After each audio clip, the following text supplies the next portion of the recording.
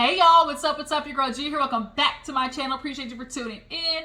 We have reached the finale, the grand finale of Love and Marriage DC. For a finale, you guys, I definitely say this was a good send-off for them.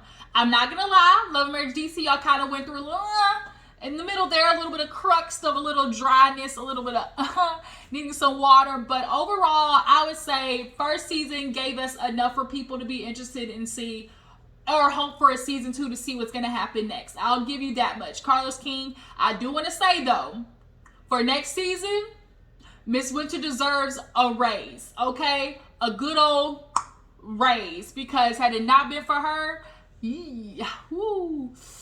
I just think Monique did not give what people were thinking she was going to give.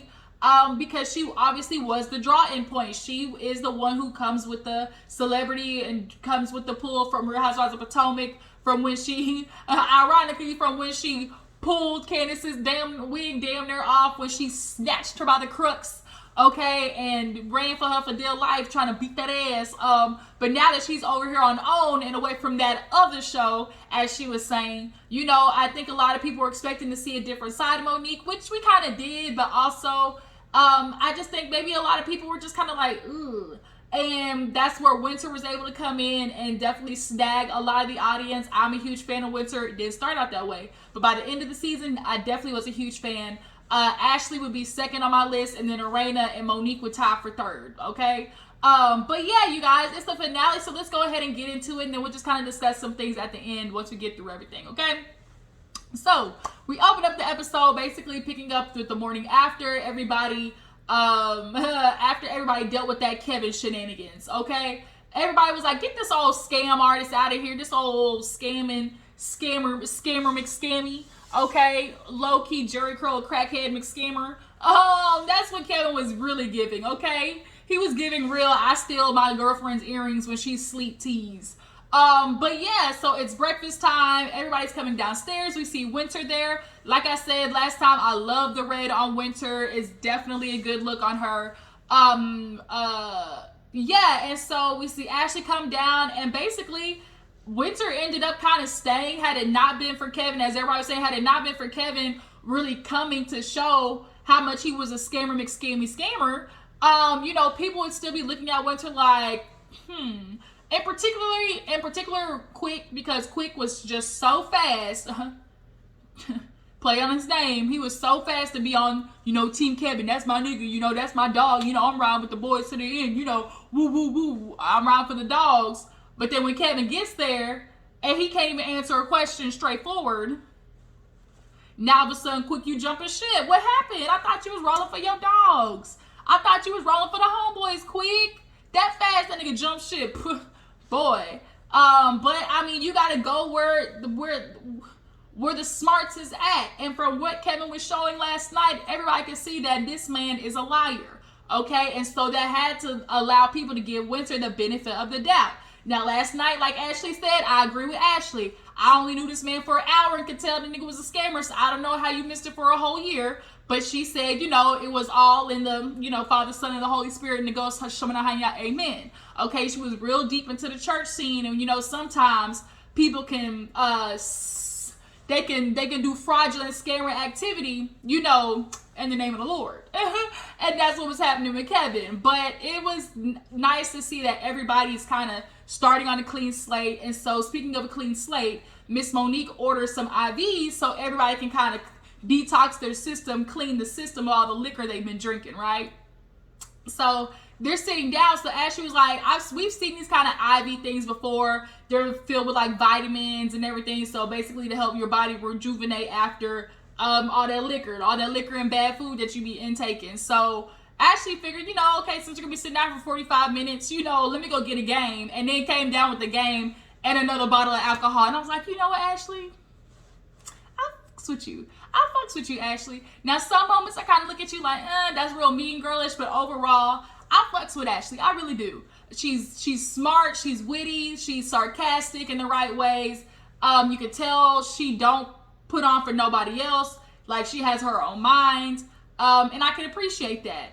But yeah, so she brings the game down and they start playing and it was like, this is so you.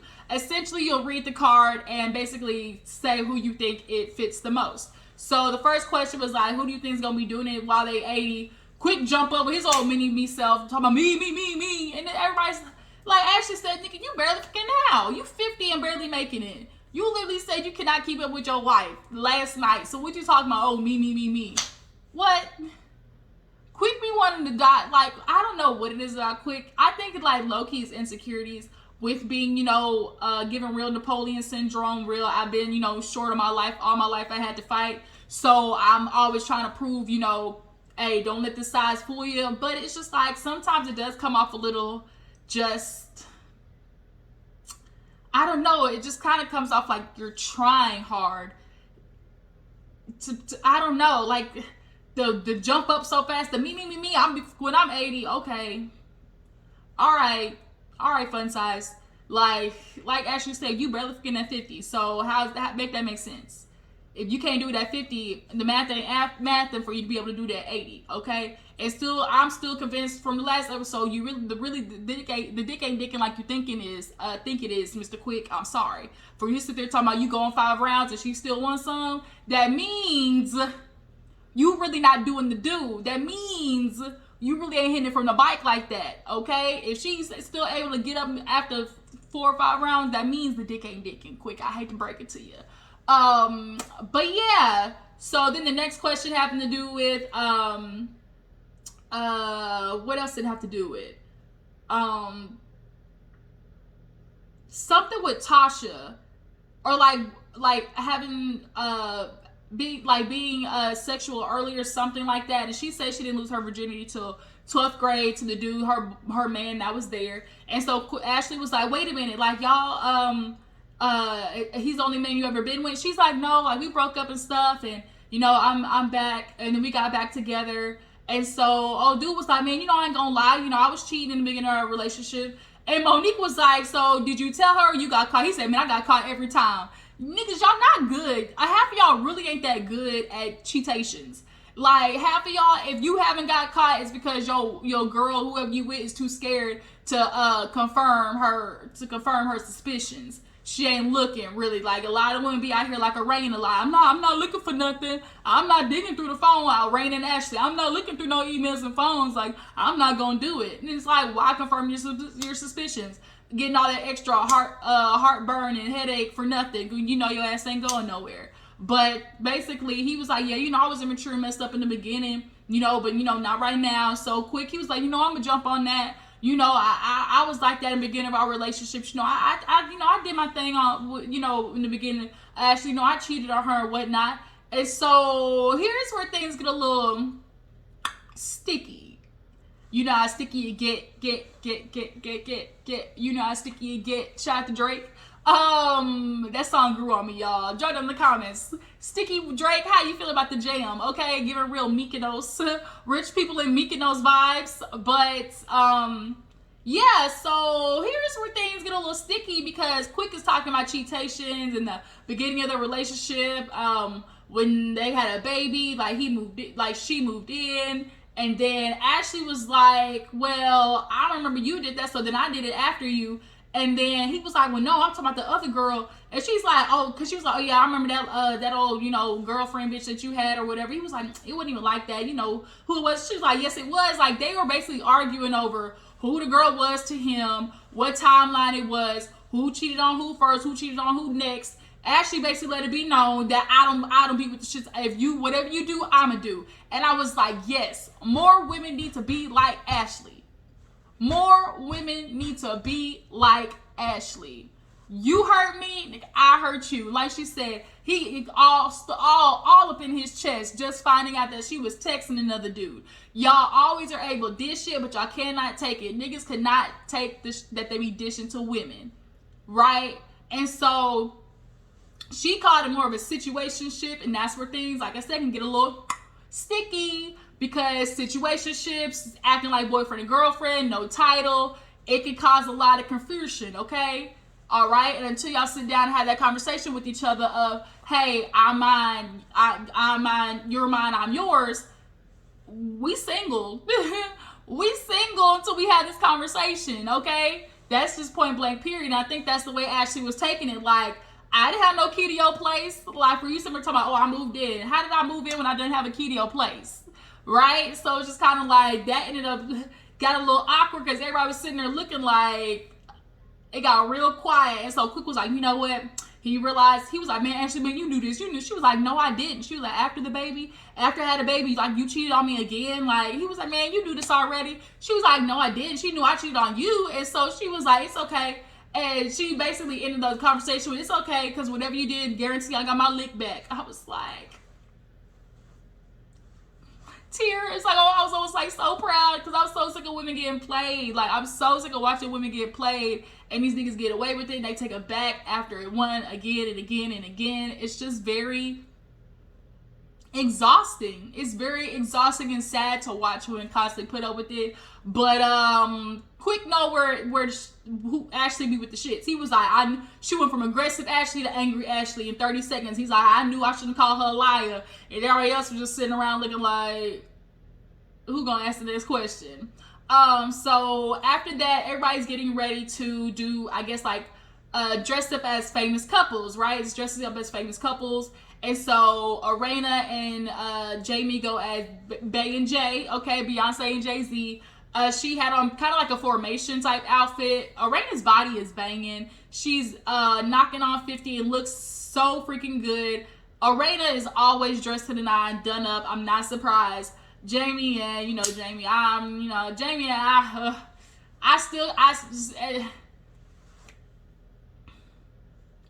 Jamie works my nerves because I see Jamie. Like, I think he thinks people are watching this through hateration glasses. But, like, nigga, we see you. Like, you're not as good at hiding your isms as good as you think you are. Like, point blank period. So when I see men like Jamie like that, it just touches the spot because it's like, nigga, you're not fooling nobody. Okay? You might be fooling Arena, or Arena's deciding to go into his eyes wide shut. But I'm not. I got my good eye on you, nigga. Okay? But nonetheless, they looked okay. I love Tasha and her husband, Erykah Badu and Andre 3000. Erykah Badu is, for me, on my Mount Rushmore of music.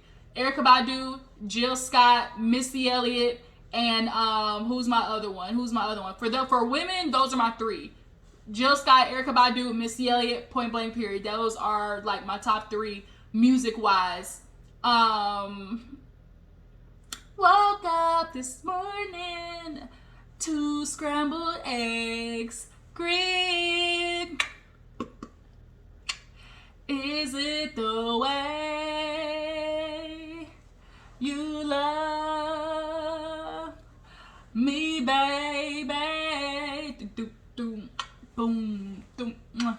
Is it the way? Hey, okay, man. Woo, hey. On and on and on and on. You gotta keep going like a rolling stone. Hey, on and on and on and on. Erykah Badu, okay. And Missy Elliott, I can't stand the rain. Doom, doom, doom, as the rain hits my window. Hey, Missy Elliott with that trash bag, okay? Or one of my favorites, take away all the platinum chain. Don't go broke. I love you anyway. Don't. Hey, a lot of people don't give that song credit. I just wanna be the perfect match. We become so attached. Doom.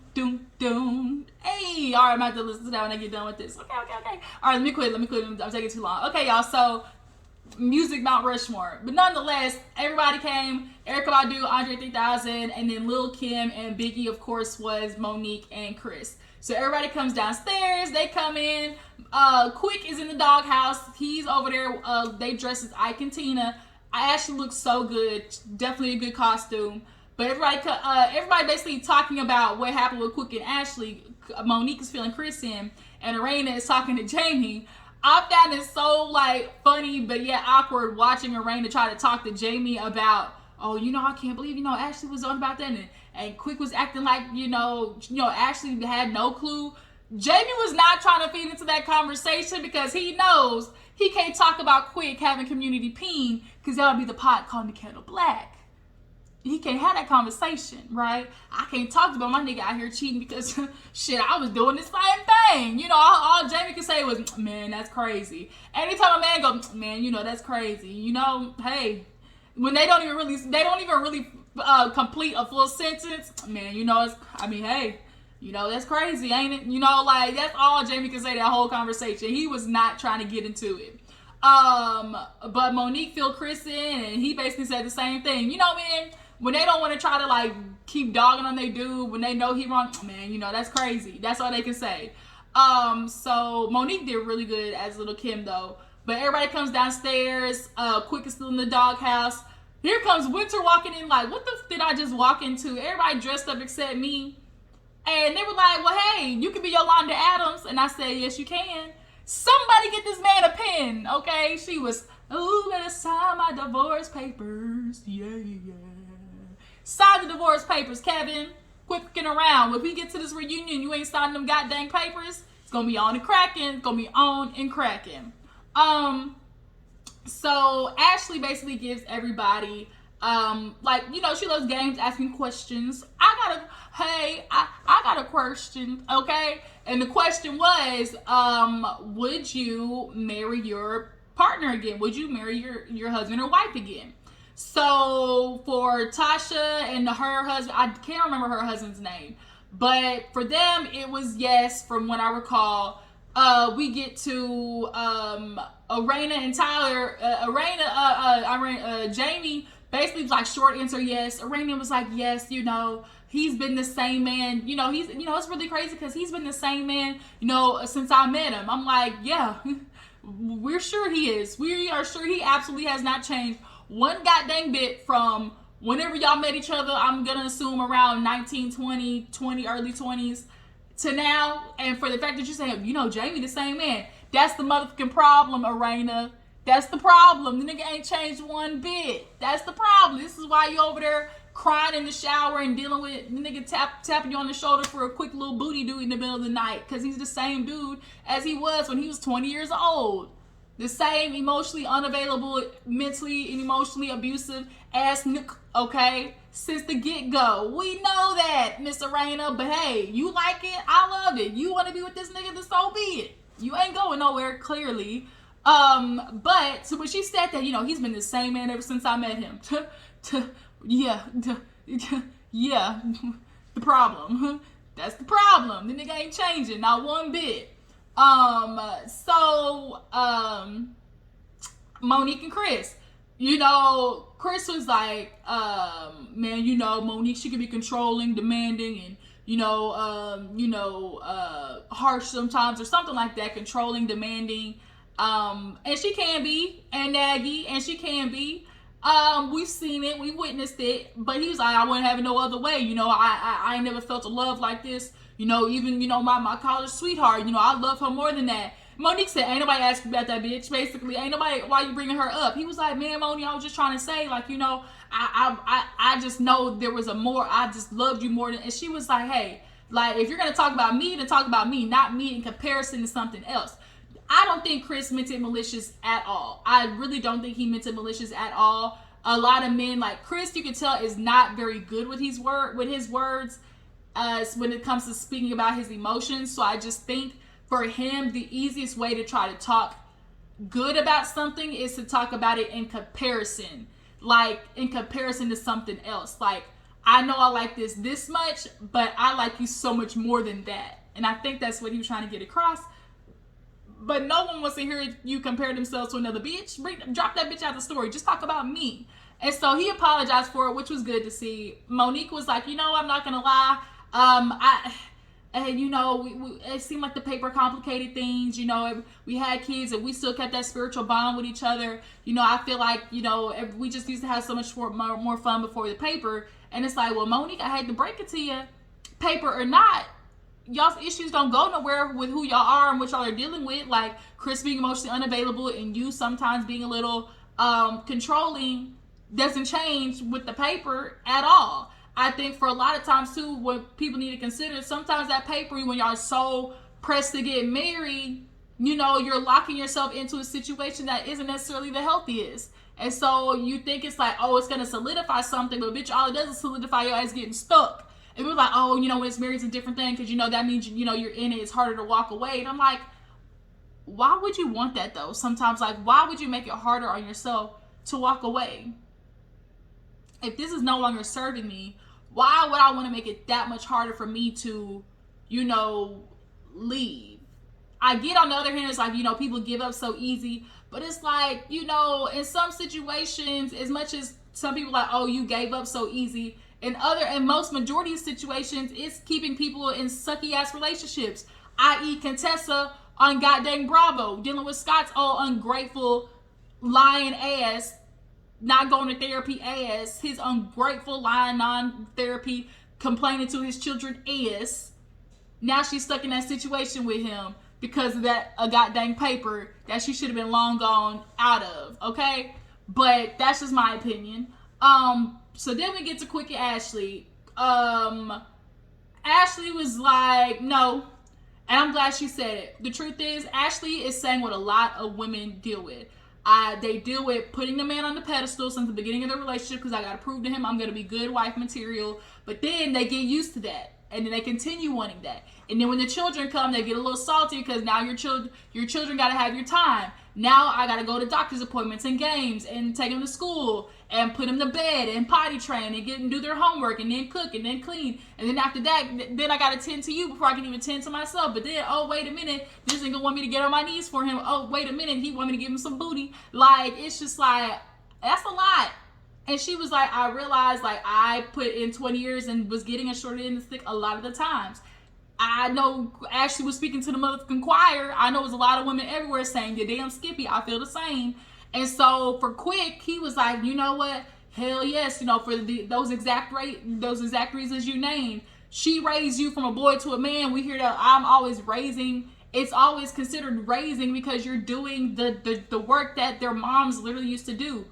Who else was cooking and cleaning and taking care of clothes before the wife, before the woman in the relationship? The mom, right? The person who's in the life, mom was doing those duties. And now you're doing them as his girlfriend / wife, fiance. And so there's a little bit of raising in that, because now it's like, bruh, I'm not your maid or your chef. Like, come clean it behind yourself. Why am I picking up paper towels and toilet paper and putting the seat down and, folding your laundry as if you ain't got 2 arms and 2 legs? Like, the fuck? But Quick, of course, all the men are going to say yes, because, hey, marriage benefits men. So, of course, even with all the shitty stuff that they may deal with, or the annoying and nagging stuff they have to deal with from their wives, they're going to say yes, because, hey, I still got a lot of shit out of this marriage that a woman didn't get. Okay? So, yeah, it was a little weird watching that. So the next day, Monique and Chris go to like a little horse ranch or whatever for their kids. Her daughter was wearing is it Fashion Ashton or Ashton Fashion or whatever, which is Ashley's daughter's fashion line. But essentially she tells him that he hurt her feelings when it came to that question, because Monique has always felt like she is constantly trying to prove herself to people.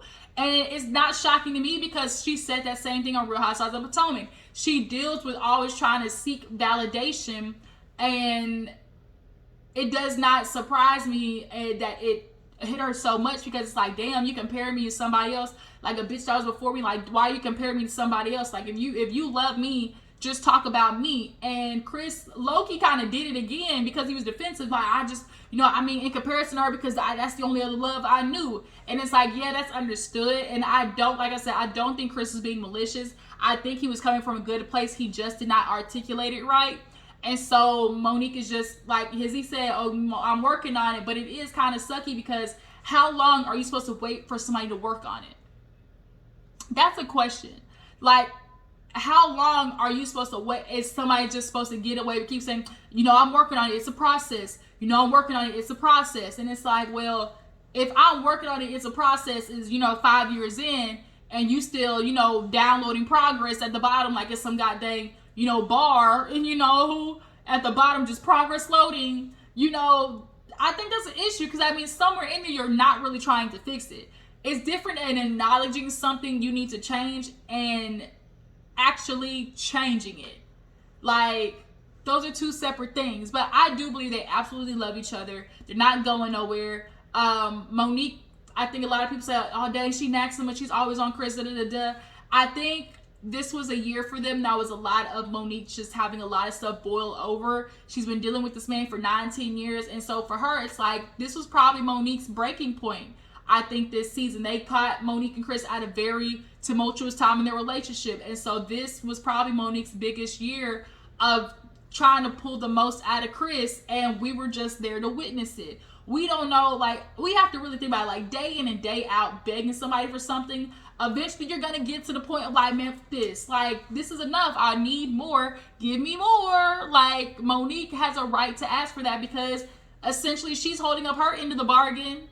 If we want to be real, she's been holding up her end of the bargain. And so for what she's asking for, which emotional deepness, like, are y'all really upset at her for asking for more emotional availability from her husband? Come on, y'all. It's not like she's asking for a Range Rover, a freaking a Lamborghini. She's asking for more emotional availability from her husband. Come on, y'all. She just needs to go about it and explaining it a better way. But I think that's honestly just her emotions that are just getting in the way of her communicating in a way that doesn't come across as just like, as she's like, you know, beating him down, especially in front of other people. But yeah, so moving on, we see a scene, Jamie's son getting ready to go to jail. That's what it's looking like. He caught a case with some guns and drugs. Jamie, if you see this, I want you to ask yourself, what part do I play in this? What part do I play in this? Where did I go wrong with my son? Yes, he's a grown man. Yes, he makes decisions on his own. But it says a lot that you're the man that you are and your son is becoming the man that he is and dealing with this type of issue. I don't think you are without blame in this situation. There is some part of you that plays in this whole madness.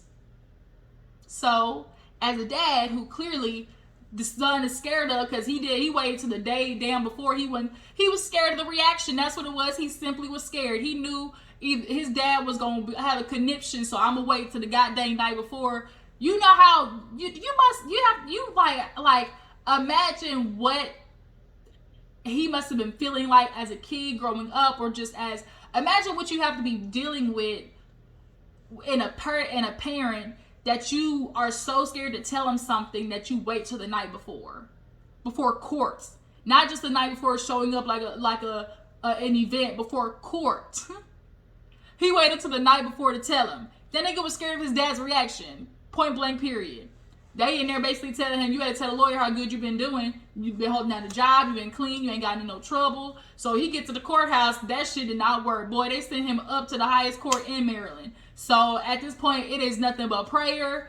And hopefully, you know, if they sage enough and maybe sacrifice a goat, the blood, and spread it over the walls. Maybe, just maybe. Maybe, just maybe the universe will hear, you know, that, you know, Jamie's trying to do better with his life.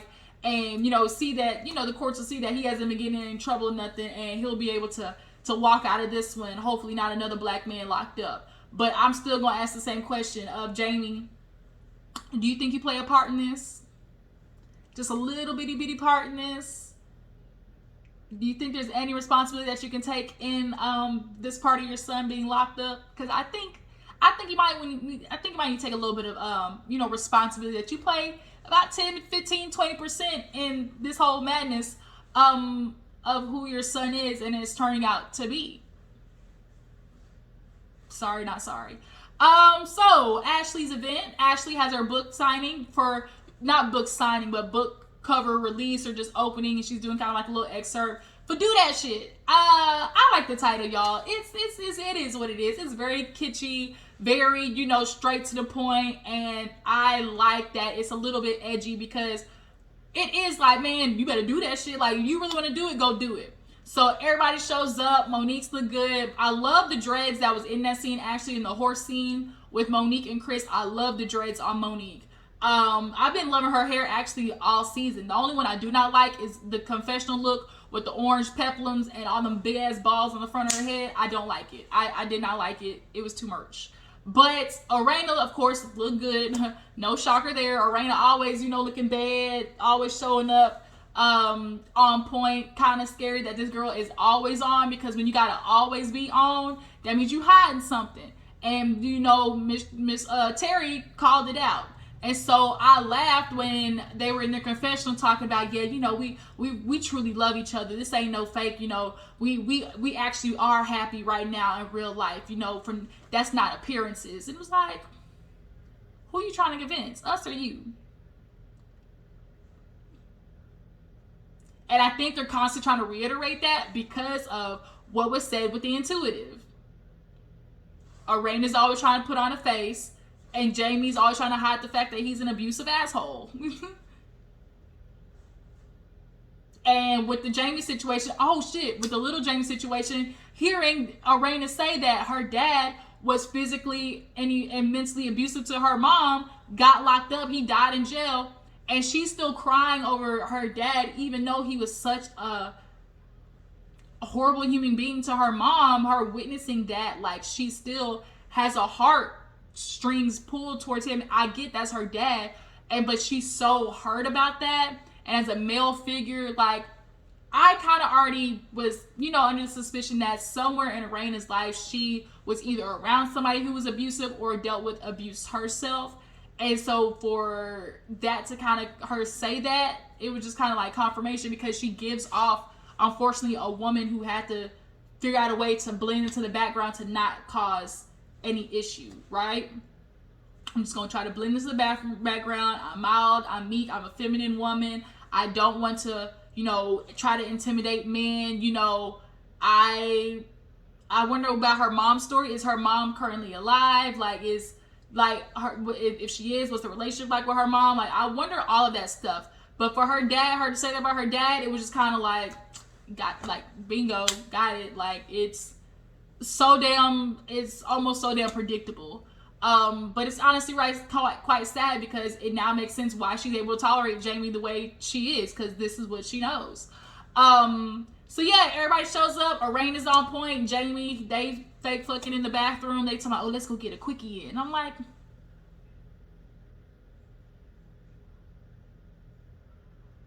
okay. Drop down in the comments. Do y'all believe they got busy in the bathroom? I don't. Moving on. So Ashley shows up. I did not like that dress. I did not like that dress one bit at all. The dress was not cute. I'm sorry. It was the pattern, I think. I think it was the pattern. I think the brassiere part was too low. Like, ugh. But Ashley's face and makeup was so pretty. Oh shit, this review's getting too long. Okay, so everybody shows up. Quick has a surprise. He basically surprises Ashley with the ring. She knew it was coming. She's like, let me get this ring off. She's sitting there trying to pull the damn ring off and everything. And he basically like, I gotta make it for the fact that I didn't propose to you the right way. She reads an excerpt from her book. Winter's there. Everybody's kind of like really good. Winter's excited to be there. I love the short red hair on her. Quick surprises her with Tank singing, can I get down on one knee and marry me, please? Giving real boys to men vibes. I'm not gonna lie, Quick definitely gives up. I like the attention. He was always trying to I don't know, it's just like something about Quick just screams insecure. And he knows Ashley runs that motherfucking relationship though. I do know that. Wherever Ashley go, Quick gonna be there. And I guess ain't nothing wrong with that. He gave her a nice ring, and that basically was the end of the episode. Y'all, Love and Marriage DC, drop down in the comments and tell me how you feel about stuff. How you guys feel about, everybody kind of making up with Winter, but that was only short-lived because at the reunion, I heard things got a little spicy. Okay, what do you guys think about Monique and Chris' relationship? Do you feel like Monique is getting a bad rap, or do you believe that she was like naggy? Do you believe that Jamie and Arena are good and everything's happy? And how do you guys feel about Winter, and who do you think should be an addition to the show? Who do you think should come on Love and Marriage DC next? I appreciate y'all for tuning in. Tell me what you feel about the season. Y'all make sure to follow my Instagram and Twitter, and I will catch you guys later. Deuces.